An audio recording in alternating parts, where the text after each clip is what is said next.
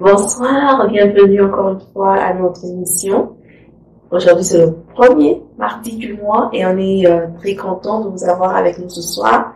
Et c'est vraiment une grande joie, une très grande joie de vous avoir avec nous. Et comme je dis toujours, il faut créer de l'espace pour l'éternel. Donc j'espère que tu as eu le temps de créer de l'espace pour Dieu et que tu as eu le temps de partager aussi. Il faut partager la parole de Dieu parce qu'elle est gratuite. Moi, c'est Ariane Kissana et ce soir, j'ai encore l'immense plaisir de partager ce moment avec vous. Alors, on va commencer par la prière, comme d'habitude. La semaine passée, nous avons appris que le Seigneur a mis le camp de Juda, qui consistait d'Issachar et de Zebulon, à l'entrée vers la tente d'assignation, pour que par notre chemin vers sa présence, nous puissions repasser dans nos esprits ses bienfaits envers nous et que nous nous disons merci, que nous nous louons en nous dirigeant vers sa présence. Alors ce soir, on va faire la même chose. On va commencer par remercier le Seigneur. On va commencer par dire merci à Dieu. Merci pour ses bienfaits. Merci pour tous les bienfaits que Dieu t'a donnés. Merci parce qu'il a été celui qui t'a protégé. Merci parce qu'il est celui qui protège les membres de ta famille. Merci parce qu'il est celui qui te donne des récompenses, des choses dont des fois tu n'as même pas droit. Mais l'Éternel te les donne. Et ce soir, venons ensemble, disons-lui merci. Joins-toi à nous, disons-lui merci. Dis merci à Dieu, glorifie son nom, magnifie son nom. Il a été bon envers toi. As-tu fêté un anniversaire cette semaine? As-tu fêté un anniversaire le mois passé? Dieu t'a gardé. Il t'a gardé jusqu'à ce jour. Dis-lui merci. Dis-lui merci de tout ton cœur. Dis-lui merci du plus profond de toi. Dis-lui merci parce qu'il est Dieu. Nous voilà à notre 6e mois de cette année. Il nous a gardés. Le virus est partout. Toi, tu es encore là. La maladie est facile à attraper. Toi, tu es encore là. Dis merci au Seigneur ce soir. Dis merci au Seigneur pour tout ce qu'il a fait ce soir. Père, nous te disons merci. Merci parce que c'est toi qui rends ce moment possible. Merci, Éternel des armées, toi qui nous fais tellement du bien. Merci, Éternel, toi qui veilles sur nous. Éternel, nous te disons merci. Merci pour la protection que tu accordes à nos membres de famille. Merci, Éternel des armées, parce que tu es celui qui pourvoit à tous nos besoins. Pour tout ce dont nous avons besoin, Yahweh, tu es tout en là, en train de pourvoir pour nous. Seigneur, nous te disons merci. Merci, Éternel des armées. Merci pour ton amour. Merci pour ta paix. Merci pour ta joie. Merci pour la nourriture que tu nous donnes à voir. Merci Seigneur pour ta protection. Merci parce que pendant ce temps du Covid-19, le commande de nos familles a été atteint. Seigneur, nous te disons merci. Même pour certains d'entre nous qui ont perdu des membres de famille, tu as été la consolation. Éternel, nous te disons merci. Merci parce que tu es un Dieu qui ne change pas. Merci parce que tu es un Dieu fidèle. Merci parce que tu es un Dieu qui est tout en là. Tu es un Dieu qui est présent. Éternel, merci, merci encore une fois Yahweh. Merci pour ton amour envers nous. Merci pour tous les dons que tu nous fais. Merci Seigneur pour les récompenses que tu nous donnes. Merci Éternel des armées pour les bienfaits que nous voyons dans nos vies Seigneur, qui proviennent de toi. Nous te disons merci. La parole de Dieu nous dit dans Acte 1, 8, que Jésus-Christ a demandé aux disciples de rester là, attendre à ce que une puissance vient d'en haut, le Saint-Esprit, qui descend sur les disciples, afin de les rendre capables d'aller de témoigner de Jésus. On est au début d'un nouveau mois. Le déconfinement a commencé par-ci par-là. Tu vas sûrement rentrer dans tes activités. Tu as sûrement une activité que tu es en train de faire. Pour que ton activité prospère, pour que tu ailles de l'avant, pour que tu vois un changement, tu as besoin de la puissance qui vient d'en haut. Cette puissance s'appelle le Saint-Esprit. Tu as besoin du Saint-Esprit. C'est le Saint-Esprit qui accorde l'intelligence. C'est le Saint-Esprit qui accorde la sagesse. C'est le Saint-Esprit qui accorde l'assurance. Tu as besoin du Saint-Esprit. Alors on va faire appel au Saint-Esprit ce soir ensemble. On va demander au Saint-Esprit de venir dans tes entreprises. Est-ce que tu vends? Tu as besoin du Seigneur. Est-ce que tu étudies? Tu as besoin du Seigneur. Je ne sais quelle entreprise tu es en train d'entreprendre, mais on va demander au Saint-Esprit de descendre.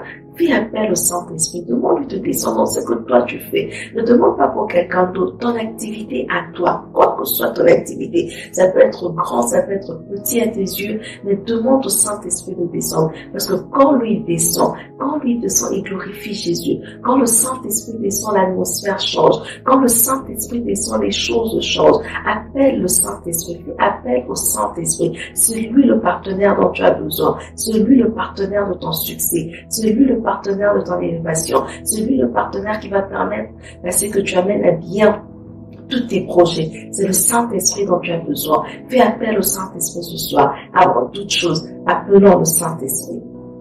Saint-Esprit, nous te faisons appel. C'est toi notre partenaire stratégique. C'est toi qui viens pour nous donner le succès. C'est toi qui viens pour nous aider à aller de l'avant. C'est toi qui viens pour nous aider à prospérer dans tout ce que nous entreprenons. Saint-Esprit, nous te faisons appel. Remplis les études ce soir, Saint-Esprit. Remplis cette femme qui va aller vendre, Yahweh. Remplis cette femme qui va aller travailler. Cet homme qui va se mettre dans les amis, aller chercher pour sa famille.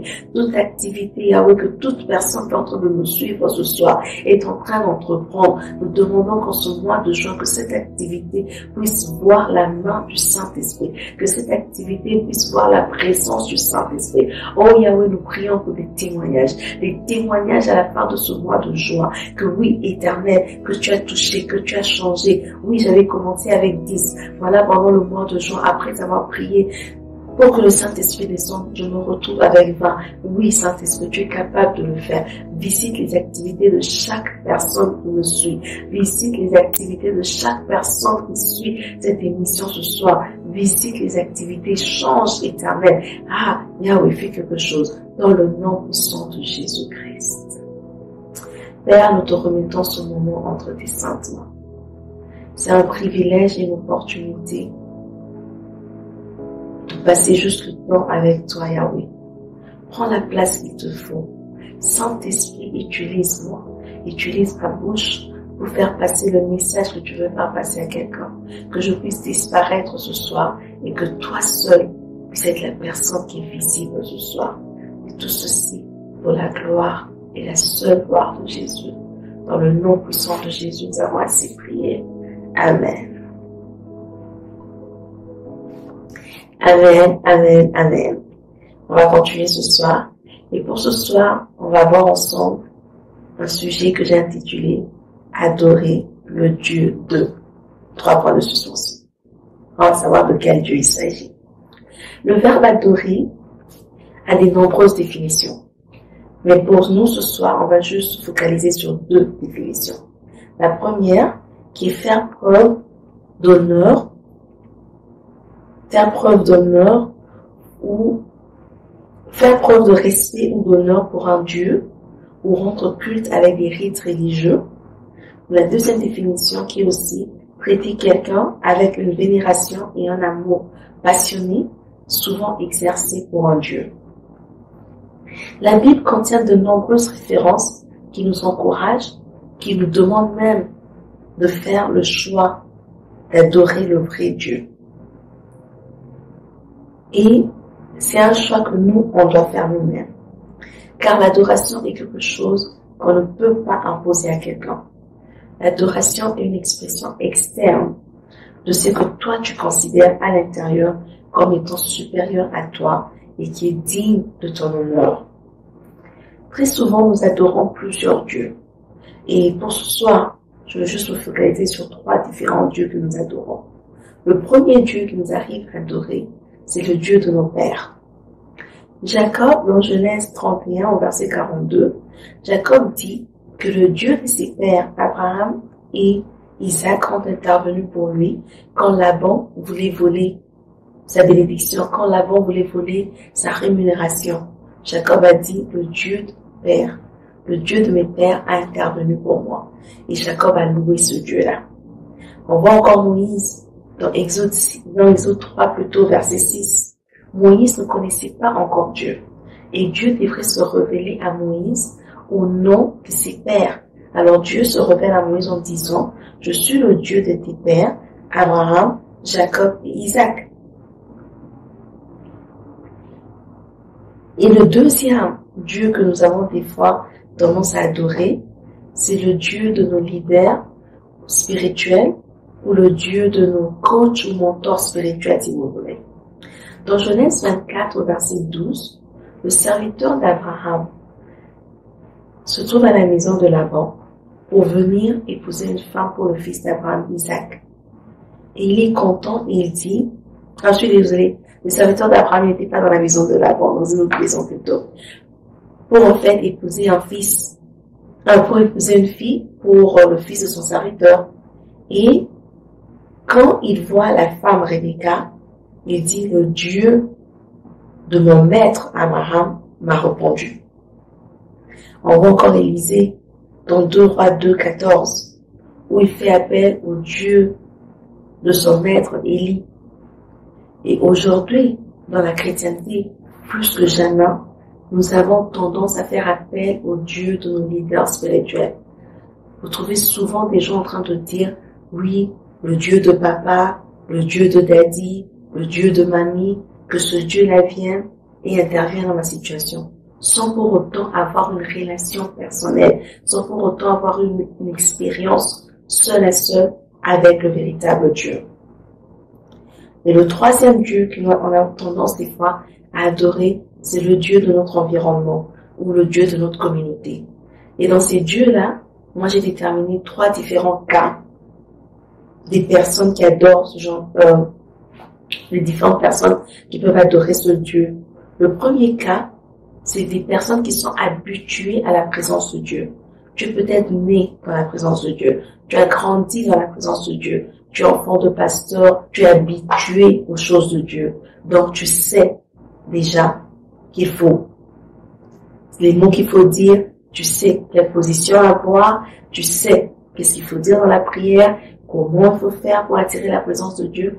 Et très souvent, tu confonds tes émotions ou tes sentiments à une visitation de l'Éternel. Et le deuxième cas, c'est ce que moi j'appelle les chrétiens de première génération. C'est des personnes qui ne proviennent pas nécessairement d'une famille chrétienne ou qui n'ont pas été exposés à la parole de Dieu dans leur maison.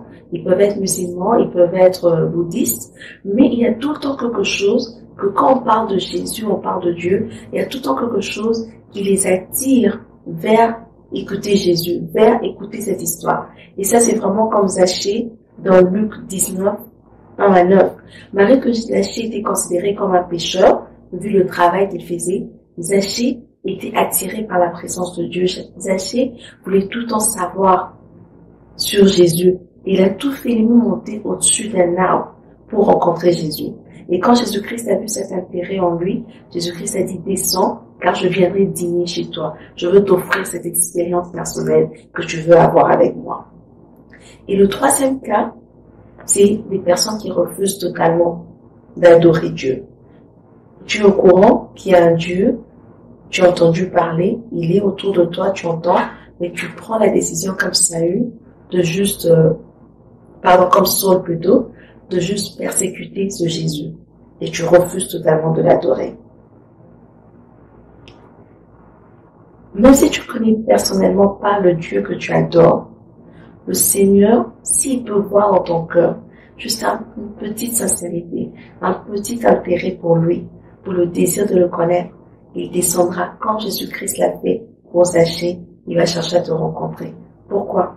Parce que Dieu veut que tu puisses connaître, que tu puisses adorer le Dieu avec qui tu as eu une rencontre, le Dieu avec qui tu as eu une expérience personnelle. Alors, pour ça, nous allons voir 3 rencontres qui ont eu lieu dans la Bible. La première rencontre, c'est la rencontre de Jacob, dans Genèse 32, versets 27 à 28. Jacob rencontre Dieu et sa façon de marcher change. Maintenant, le Dieu de ses ancêtres ou de ses pères qui s'était présenté à lui chez Laban change. Il devient maintenant son Dieu parce qu'il a eu cette rencontre, cette expérience avec lui. Et quand il sort de là, sa façon de marcher a changé.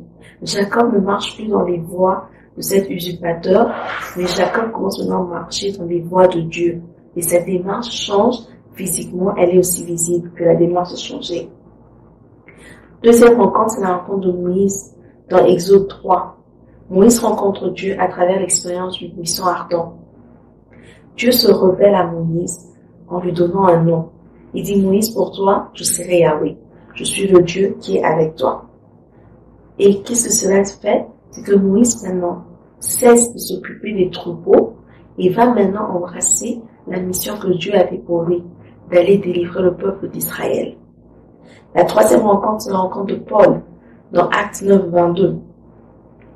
Paul rencontre le Jésus que lui, il s'est mis à persécuter pendant tout ce temps, et il devient aveugle.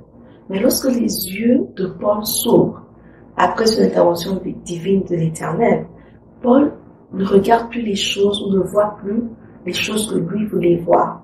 Il commence seulement à voir les choses que Christ voulait qu'il voie.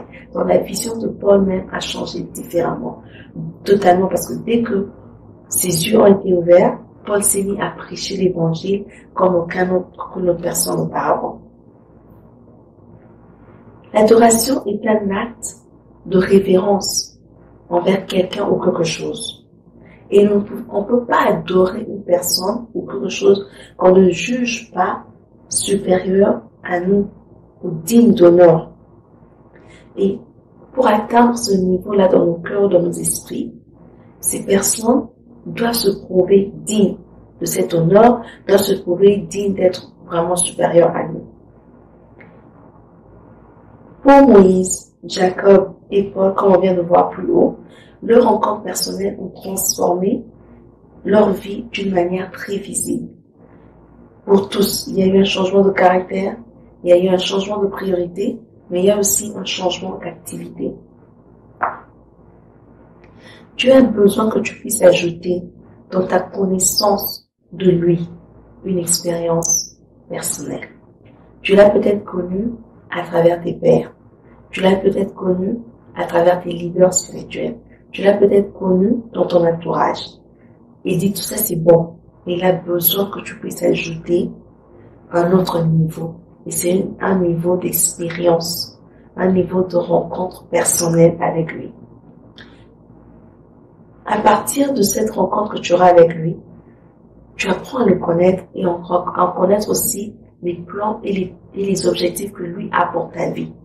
Et quand tu abandonnes tes propres objectifs, tes propres voies pour embrasser celle du Seigneur, ça maintenant tu commences à vivre pour lui et là tu commences à l'adorer.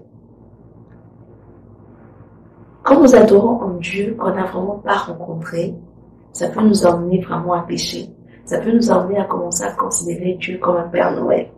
Dans le cas où tu es dans une situation, au lieu de prier un Dieu que toi tu connais, tu commences à invoquer le Dieu de ton père spirituel, par exemple. Tu dis, oh Dieu de papa tel, tu as fait ceci, tu as fait ceci, je veux te voir agir encore. Et là, maintenant, tu veux que Dieu agisse. Non pas parce que toi tu l'aimes, mais parce que tu as une relation avec lui. Tu veux que Dieu agisse pour toi, parce que tu l'as vu agir pour telle et telle autre personne. Et Dieu ne veut pas ça. Parce qu'il y a un aspect dans l'adoration de Dieu qui implique l'abandon des voies pour embrasser celle du Seigneur. Dieu veut qu'on puisse l'adorer en esprit et en vérité. Ce qui signifie que Dieu veut que tu l'adores par le Saint-Esprit, mais à travers ton expérience personnelle avec lui en Jésus-Christ. Dieu veut que tu puisses adorer le Dieu avec qui tu as fait une rencontre, le Dieu avec qui tu es entré en relation par Jésus. Tu as cherché Adam et Ève dans le jardin d'Éden. Et aujourd'hui, l'Apocalypse 3, verset 20 nous dit, Jésus-Christ se tient à la porte et il toque. Il veut entrer pour faire connaissance avec toi. Il veut se révéler à toi afin de te permettre de l'adorer dans toute la vérité de la connaissance que tu as de lui personnellement. Je te laisse avec une question pour ce soir, une question que tu n'as pas besoin de répondre directement, mais une question sur laquelle je veux vraiment que tu puisses penser. C'est quel Dieu que toi tu adores? Est-ce le Dieu de tes pères? Est-ce le Dieu de tes leaders spirituels? Est-ce le Dieu de ton entourage? Ou est-ce que tu adores le Dieu avec qui tu as fait une rencontre? Prions.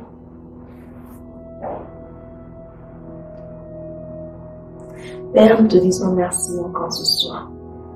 Merci parce que tu nous as visités encore. Merci parce que tu nous parles. Yahweh, je recommande chaque personne ce soir entre tes sentiments. Toute personne qui a été connectée à ce message, qui le suit en direct ou en différé. Éternel, que leur vie soit changée à jamais. Ton cœur ce soir, c'est que nous puissions t'adorer selon une expérience que nous avons eue avec toi. Père, tu ne veux pas qu'on t'adore en deuxième degré. Tu ne veux pas qu'on puisse t'adorer à travers les expériences de quelqu'un d'autre. Tu veux qu'on te connaisse personnellement. Tu veux qu'on puisse entrer dans une relation personnelle avec toi, qu'on puisse te connaître, qu'on puisse faire des expériences avec toi. Alors ce soir, je prie au Père. Je prie pour chaque personne qui va entendre ça. Je prie pour chaque personne qui entrera en contact avec cette étude ce soir, Yahweh. Que tu te révèles, Seigneur. Que tu te révèles, Yahweh, qu'il y ait un avant et un après ce message dans la vie d'une personne ce soir, qu'il y ait un avant et un après ce message dans la vie d'une famille, que les gens décident de t'adorer, toi le véritable Dieu, toi le vrai Dieu, faire une rencontre avec toi. Oh Yahweh, les cœurs qui soupirent après toi ce soir, ceux qui sont en train de se dire, oui, je comprends de quoi tu parles à rien et j'ai envie de me rencontrer, mais je sais comment faire. Yahweh, je prie que ton esprit descende là où il se trouve. Yahweh, je prie que ton esprit descende dans les maisons. Yahweh, je prie que ton esprit descende dans les familles, que tu leur donnes une occasion, Yahweh, de te rencontrer, que tu leur donnes une occasion, éternelle des armées, de te connaître face à face. Papa, crée, oh Yahweh, pour le reste de cette semaine, éternelle des armées, bouleverse les pensées dans la tête des gens, bouleverse, éternelle des armées, les mentalités, pour le reste de cette semaine. Yahweh, fais des choses dans la vie. Seigneur, fais des choses dans la vie. Renverse les autels, Yahweh. Renverse les autels des faux dieux qui ont été érigés dans les différentes familles et que toi, le véritable, que tu puisses être exalté ce soir. Oh Seigneur, cette famille qui est en train de suivre ce programme, ensemble, éternel, au salon, Yahweh, visite-les. Yahweh, visite-le. Visite la famille, éternelle des armées. Fais quelque chose ce soir, Yahweh. Qu'il y ait un avant et un après. Qu'il y ait un changement. Qu'il y ait une transformation. Que l'adoration soit changée. Que ça vienne plus, éternel des armées, de seconde main. Oh Yahweh, que ça vienne plus de quelqu'un d'autre. Mais que ça soit une expérience personnelle.